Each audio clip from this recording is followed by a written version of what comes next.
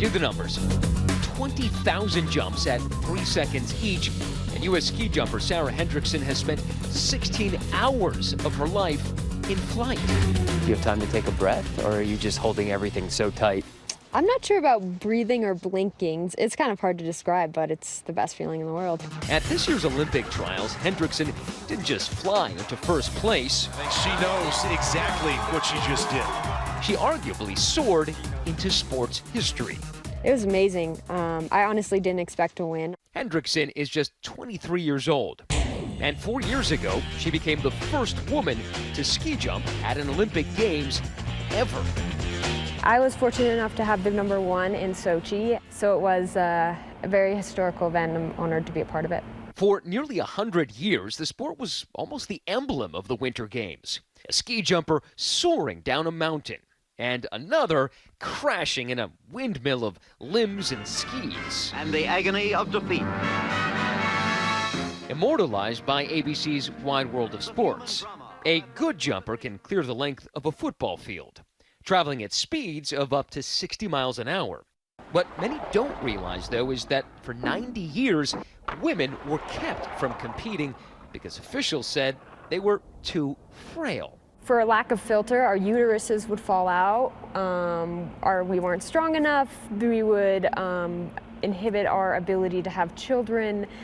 Yeah, it's honestly a laughing matter. And of course, there are risks. Look at downhill, look at free skiing. There are risks in that too. So why all of a sudden is it just ski jumping that's having these childbearing issues? Women's Olympic sports have typically made slower progress than men's sports. It wasn't until 1996 that soccer opened up to women when Mia Hamm and the U.S. team finally won gold. Women's boxing wasn't allowed until 2012. In many ways, you were the poster child of this sport for women. Yeah, and for me, that's been an honor. Yeah, I mean, it's definitely pressure, but again, I just love ski jumping, so that's what I do. Born and raised in Park City, Utah, Hendrickson was on skis by the age of 2, jumping by 7. By 10, she was such a future prospect that she was interviewed by ABC News cameras. I hope to get to the Olympics one day if they ever do get in the Olympics. Should girls be able to compete in the Olympics? Yes, absolutely. Girls are exactly like boys because, I mean, we've been jumping for just as long as they have, and that's the way it always should be. That was way back in 2006. My brother was in it, so I was sick of waiting for him in the car, and it seemed like a perfect fit, and honestly loved it from the start. And I was always fearless as a kid. And she was equally fearless as an adult. By 2013, she claimed 4 World Cup wins, including this one in Oslo. But then, a catastrophe.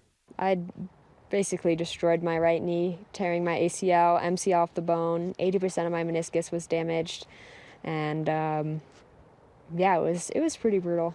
Did you know immediately that this is really bad? I tried to convince myself that it was okay, but yeah, it was pretty much as bad as it can get.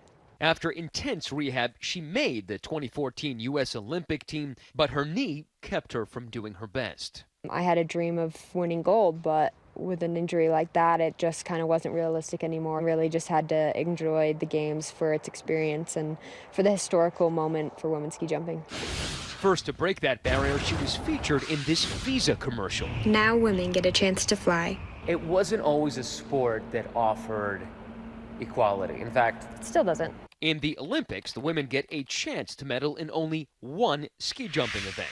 The men compete in 3. Hopefully one day we'll be equal. Hendrickson re-injured that bad knee in 2015, tearing her ACL for a second time. She's now spent years building it back up. You know, I have good days and bad days still, but, you know, I can't even hardly walk around a city without having pain or walk around a grocery store, that type of thing. And once they've been into a knee 5 times, it's not normal again. Her training regimen is brutal, from the slopes to the gym to a wind tunnel, where Hendrickson works to perfect her air control and body positioning. Before she heads out to South Korea, she gives me a lesson. We do this on a daily basis to practice our technique, right? This is the track. I think the scariest part that people think about ski jumping is that once you're going down, you can't stop. Your skis are stuck in an ice track. Okay, so jump before you fall off the ramp. She makes it look easy. Lower, lower, lower, lower. Jump! I jumped low and late. No, you were early. Shows how much I know. Here. I don't think my body can bend like that. Arms down, arms down. Ow. That was pretty good. Is 40 years old too late to start?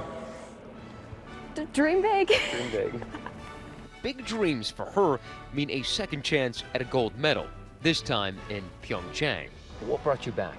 My passion that I have for ski jumping and that feeling of flying again. I've loved it for so long, it didn't feel like I was ready to leave. For Nightline, I'm Matt Gutman in Park City, Utah.